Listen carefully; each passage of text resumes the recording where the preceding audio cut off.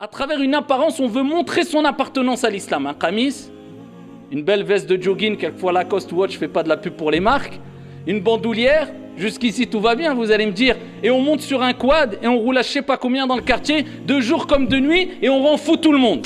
Billahi alaykoum. Il n'y a pas des contradictions, c'est pas un islam de mode, jusqu'à ce qu'on voit des gens qui font même des clips où ils appellent à la débauche, à la violence, à la consommation d'alcool, de drogue, au mal, au vol, et dedans on entend des coups de Wallah, Akhi, Allah, Dekf Wallah, Akhi, Allah. Alhamdulillah. Mes honorables frères et sœurs, vous l'avez compris, nous allons parler du bon comportement. Mais ce qui nous attriste aujourd'hui, c'est que nous vivons un islam assez particulier, ou une pratique assez particulière. Je ne veux pas généraliser, mais du moins on retrouve cette pratique au nom de l'islam, une pratique fashion, une pratique dite wesh wesh, langage de jeunes, une pratique basée sur une certaine mode. Et on retrouve ce genre de pratique, pas chez tous les jeunes, Dieu merci, mais chez beaucoup de jeunes, surtout à notre époque, au XXIe siècle. Et beaucoup ont oublié que l'islam n'est pas une mode, mais l'islam est un mode de vie. Et c'est deux choses différentes. Et pourquoi je dis qu'on retrouve ce genre de pratique musulmane, wesh wesh, fashion, tendance, basée sur une certaine mode? C'est parce qu'on voit des contradictions, des paradoxes entre les principes religieux, la religion, l'islam et le comportement qu'adoptent certaines personnes, et je répète, particulièrement certains de nos jeunes. C'est une réalité qui fait mal, c'est une réalité qui bouscule, mais c'est une réalité qu'il faut rappeler. Et il est important de dire la vérité, même si elle est amère. Et je répète, je ne généralise pas, mais c'est une réalité qui existe. À titre d'exemple, quand on voit des comportements qui sont en contradiction avec les principes religieux et avec le comportement auquel appelle notre noble religion, à savoir, chez les garçons, chez les jeunes particulièrement, on retrouve ça aussi dans certaines cités, tout en rappelant qu'il y a beaucoup de bien chez les jeunes de cité, bien sûr, ce sont des êtres comme nous, ce sont des êtres humains. Moi-même, j'ai grandi dans une cité, dans un quartier, j'ai vécu dans un quartier. On sait très bien les qualités qu'il y a chez nos jeunes, mais il y a des défauts et quelquefois qui sont commis au nom de l'islam. Et là, il faut rappeler que c'est des défauts. Il faut rappeler que c'est un comportement qui n'a rien à voir avec le comportement auquel appelle notre noble religion. À titre d'exemple, comme je disais précédemment, on voit de plus en plus de jeunes. Et ce qui nous attriste, c'est quand ça se passe pendant le ramadan, pendant les journées du ramadan, pendant les nuits du ramadan, bien sûr. L'islam doit être adopté et pratiqué pendant le ramadan et en dehors du ramadan. Mais quand on voit ce genre de comportement pendant le ramadan, ça nous attriste. Pourquoi? Parce qu'on est toutes et tous quelque part des ambassadeurs. On est toutes et tous des exemples. Moi, je ne suis pas mieux que vous. Et vous ne pouvez pas affirmer que vous êtes mieux que moi. Inna akramakum indallahi atqakum. Les plus nobles auprès de Dieu, ce sont les plus pieux. Allahu a'lam. Peut-être je suis là à vous exhorter. Et Dieu n'a pas accepté mes actions alors que vous êtes en face de moi, ou l'un de vous est en face de moi, a commis plus de péchés que moi, mais Allah a accepté une bonne action qui fera de lui un habitant parmi les habitants du paradis. Donc là, c'est un conseil, c'est une entraide. Ce n'est pas un jugement pour rabaisser qui que ce soit. Mais lorsqu'on voit ce genre de comportement, c'est-à-dire au nom de l'islam, pourquoi je dis au nom de l'islam? Parce que à travers une apparence, on veut montrer son appartenance à l'islam. Un qamis, une belle veste de jogging, quelquefois Lacoste Watch, je fais pas de la pub pour les marques, une bandoulière, jusqu'ici tout va bien, vous allez me dire, et on monte sur un quad et on roule à je sais pas combien dans le quartier, de jour comme de nuit, et on rend fou tout le monde.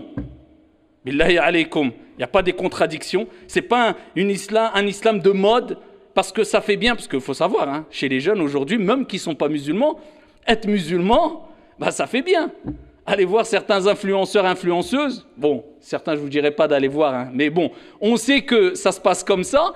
Ils n'ont rien à voir quelquefois avec la pratique de l'islam. Chacun est libre de pratiquer ou de ne pas pratiquer. Mais vous allez voir ça à coup de Wallah, Allah, wesh mon frère. Voilà des petits mots arabes pour dire ouais, nous aussi on est dans le moule.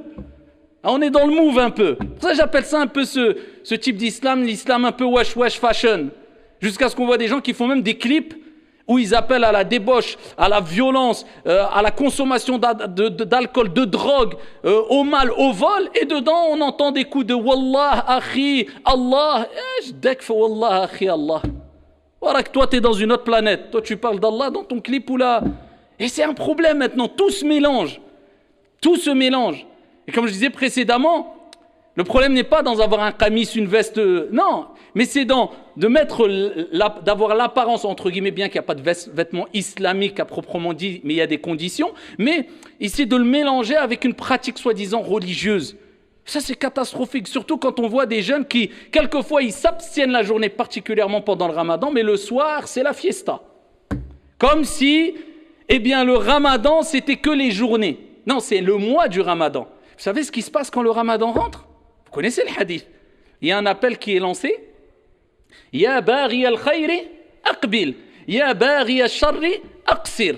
Oh, toi qui veux le bien, avance, c'est pour toi. Allah, il nous invite à faire le bien. Par contre, ceux qui veulent faire le mal, perturber les voisins, faire du mal, mauvais comportement, consommation de drogue, crier, faire n'importe quoi, rester jusqu'à 3 heures du matin dehors en dérangeant tout le monde. Et ya baghi al-sharri aqsir. Oh, toi qui veux le mal, recule. Mais attention, cet appel est lancé tous les soirs du ramadan. C'est pas que une seule fois. Toutes les nuits du mois du ramadan. Preuve en est que le ramadan, c'est la journée et la nuit. Bien sûr, on s'abstient de boire et de manger et de relations conjugales la journée, mais le mois du ramadan, on le vit de jour comme de nuit. C'est ça, ramadan. Et c'est pareil pour les sœurs, quelquefois. Une apparence un peu musulmane à travers un vêtement ou autre, mais à côté, et je rappelle, je ne généralise pas, mais c'est une réalité. À côté, on fait quelquefois des vidéos, rien à voir avec l'éthique de la musulmane. À côté, c'est à coup de wallah et wesh wesh, et à côté, on insulte, on crie, on se bat. En fait, on ne comprend plus. Je me rappelle, nous, à une époque, même si quelquefois, certains d'entre nous, eh bien, on était loin de la religion haute, mais il y avait un certain respect, il y avait une limite. Je ne mélange pas les choses. Alors, je tiens à rappeler, attention, je ne dis pas qu'il faut être parfait pour prier. Loin de là. Quelqu'un qui a 1 milliard de défauts qui prie, Hani Allak, félicitations. C'est masha'Allah et personne ne te reprochera quoi que ce soit, mais sur ta prière. Mais voilà, on dit attention aux contradictions. Attention de mélanger tout. Attention d'avoir un islam basé sur une mode parce que ça fait bien d'avoir un petit fond de barbe et parce que voilà, t'es dans le move un peu et voilà, ça suffit pour être bien. Non! Ad-dinu kulluhu khuluq. C'est ce qu'a dit Ibn al-Qayyim rahimahullah ta'ala. La religion toute entière, c'est le bon comportement. فَمَنْ زَادَ عَلَيْكَ فِي الْخُلُقِ زَادَ عَلَيْكَ فِي الدِّينِ. Et il dit, celui qui t'a devancé dans le comportement, t'a devancé dans la religion. Parce que toute la religion, ce n'est que le bon comportement. Et pourquoi pas? Le prophète, alayhi salatu wassalam, rapporté par At-Tirmidhi bisanadin Hassan, il nous dit, alayhi salatu wassalam, il n'y a rien de plus lourd dans la balance du croyant le jour du jugement dernier. Et la balance, elle misaine, sera apportée. Et on posera les bonnes et les mauvaises actions.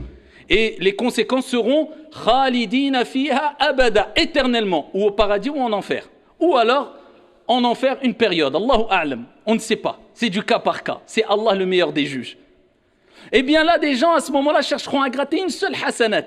Eh bien, ce jour-là, quand la balance sera présentée à toi, rien ne sera plus lourd. Même plus lourd que les prières surérogatoires? Oui.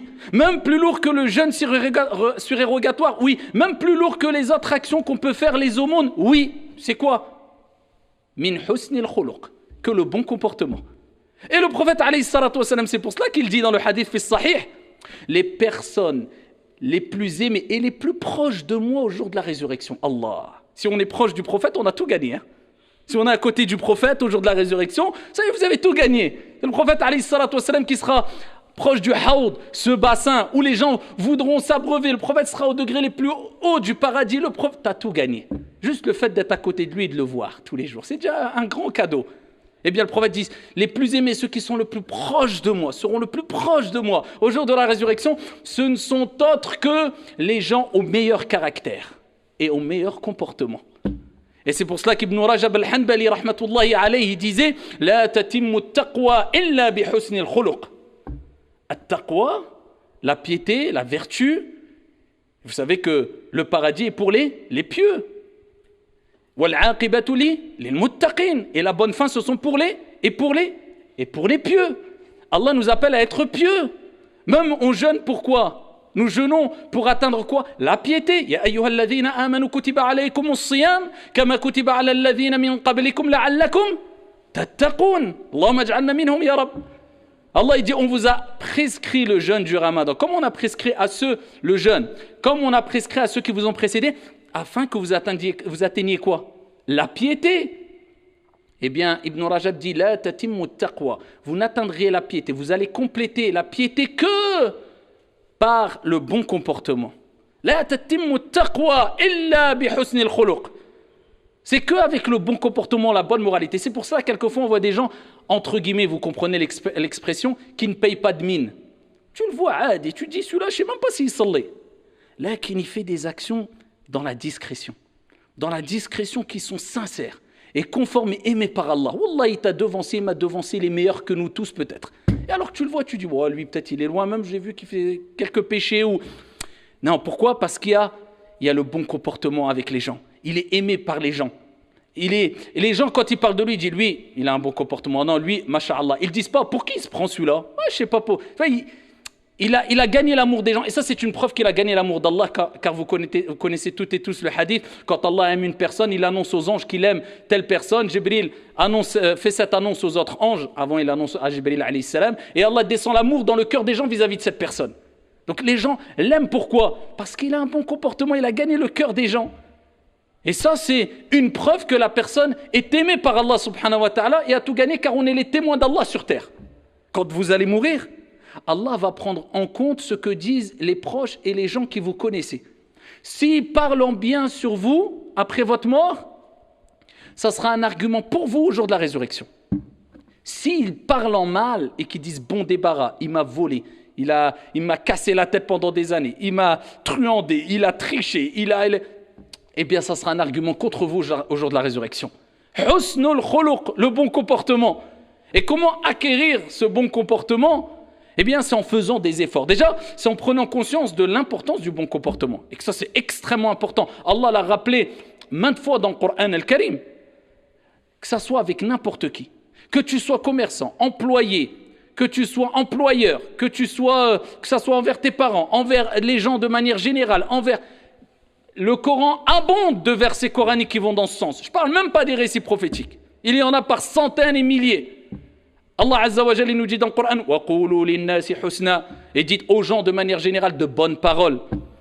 Allah subhanahu wa ta'ala dit وَلَا تَسْتَوِي الْحَسَنَةُ وَلَا السَّيِّئَةُ إِدْفَعْ بِالَّتِي هِيَ أَحْسَنُ فَإِذَا الَّذِي بَيْنَكَ وَبَيْنَهُ مَوَدَّةٌ عَدَاوَةٌ فَإِنَّهُ وَلِيٌّ حَمِيمٌ et repousse le mal parce qu'il y a de meilleurs et tu verras celui avec qui tu as de l'animosité devenir tel un ami chaleureux. Allah subhanahu wa ta'ala nous dit وَقَضَى رَبُّكَ أَلَّا تَعْبُدُوا إِلَّا إِيَّهُ وَبِالْوَالِدَيْنِ إِحْسَانًا et ton Seigneur a décrété de n'adorer que lui, at-tawhid, l'unicité, ce pourquoi Dieu nous a créés. Et il lie avec cela et avec tes parents l'excellence. Avec tes parents l'excellence. Le commerçant, rahimallahu rajulan samhan idha ba'a samhan idha ishtara wa samhan idha iqtada. Le prophète nous dit qu'Allah fasse miséricorde à un commerçant qui est indulgent, il n'est pas dur. Quand il achète, il est indulgent quand il vend et il est indulgent quand il réclame son argent. Et le comportement même du commerçant. Et il y en a à foison des versets et des hadiths qui parlent du bon comportement. Et pour cela, c'est, comme je vous ai dit, déjà de prendre conscience de l'importance du bon comportement. Et ensuite, eh bien, c'est sûr, c'est de faire un effort sur soi. Un effort sur soi et de voir il est où ton comportement. Et aussi de prendre en compte le fait qu'Allah subhanahu wa ta'ala accordera les plus hautes sphères du paradis pour celles et ceux qui ont adopté un bon comportement. Et pour cela, il faut du travail et ce qui relève ou ce qui fait partie de ce travail, c'est d'avoir un bon environnement, des bonnes fréquentations. Ne me dis pas, je vais réussir à avoir un bon comportement alors que celui avec qui tu traînes, tu côtoies, celui que tu fréquentes, il est tordu. Ma'ouj miskin. Lui, il a besoin d'un bon exemple. Tu dis, ouais, mais miskin, il est driyef. Ouais, qu'il y a des truands, il y avait les plus grands criminels, les plus grands meurtriers qui ont existé, ils avaient un côté aussi gentil chez eux. Ça ne suffit pas de dire il est gentil, il est driyef. Tout le monde est driyef. Et tout le monde a un mauvais côté. Lakin, est-ce que c'est une bonne fréquentation? Le prophète a dit, attention, vous allez être influencé par celui que vous fréquentez. Dis-moi avec qui tu traînes, je te dirai qui tu es. Si tu veux savoir est-ce que ton comportement sera bon, regarde le comportement de celui que tu fréquentes. Ni plus ni moins. Tu veux t'en sortir? Fréquente une personne qui te tirera vers le haut. Tu veux te laisser aller et courir à ta perte? Fréquente une personne qui te tirera vers le bas. Il ne faut pas être un grand astrophysicien ou un grand savant religieux ou musulman pour comprendre que telle ou telle personne est une bonne ou mauvaise fréquentation. C'est clair. Donc, sache que ta fréquentation est quelque part ton miroir. Sera ton miroir bon gré, mal gré. Fais attention à tes fréquentations. Et ça, c'est très important, surtout pour nos jeunes, les ados, les jeunes adultes. Oui, mais il est bien, je suis bien avec lui, il est draïf. Faites attention, votre avenir se joue maintenant. Ça ne suffit pas de dire il est gentil, il est draïf. Fréquentez des gens qui ont ces qualités que le prophète avait, à savoir la modestie, at-tawadu. Je ne me prends pas pour je ne sais qui. Je me dis pas, je suis plus riche qu'un tel, plus fort qu'un tel, plus intelligent qu'un tel, plus religieux qu'un tel, plus pieux qu'un tel. Allahu alam. Fréquente des gens modestes. Le prophète alayhi salatu wassalam a dit, je suis simplement le serviteur, l'esclave de Dieu. Appelez-moi Abdullah. Regardez la modestie du prophète, serviteur de Dieu. Fréquente des gens modestes, discrets, qui, je ne vais pas utiliser des mots qui ne se disent pas sur le minbar, mais qui se la jouent pas, pour rester poli. C'est tout, des gens adés, mutawadi. Ça ne veut pas dire qu'il est faible. Mais il sait quand être un homme et de manière juste. Mais voilà, il ne se prend pas pour je ne sais qui parce qu'il sait que dans quelques mois, peut-être quelques années, il va finir entre 4 blocs de terre, mangé par d'autres, par des insectes et des bêtes, et tout le monde va l'oublier. T'es qui en fait? T'es qui? T'es quoi en fait? On n'est pas grand-chose en fait, quelque part, quand on réfléchit. Sauf celui que Dieu a élevé. De par son bon comportement, sa spiritualité, sa relation avec Allah subhanahu wa ta'ala. Donc faites très attention, barakallahu fina wa fikum. Et ça c'est un message pour moi, le premier, sans fausse modestie. Et pour les gens de manière générale, mais particulièrement pour nos jeunes.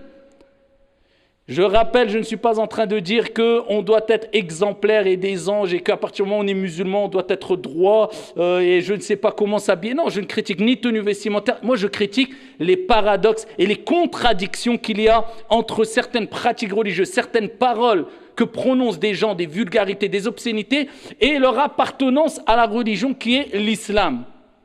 Ça, c'est contradiction, ça, c'est insupportable.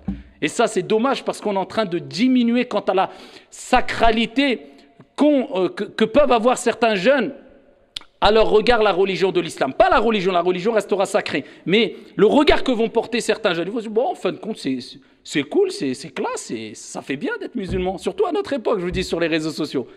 Certains, ils aiment, ils kiffent.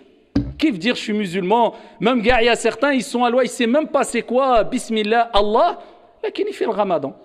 On me dit, Sidi, fais le ramadan, c'est bien, dans tous les cas, ce sera bien pour ton corps. Mais vous voyez qu'il y a, c'est bien, c'est bon, je ne dis pas de ne pas le faire, mais il y a cet effet de mode qui est qui peut être dangereux et qui peut être vicieux, wallahu a'lam. هذا وصلوا وسلموا رحمكم الله على نبي المختار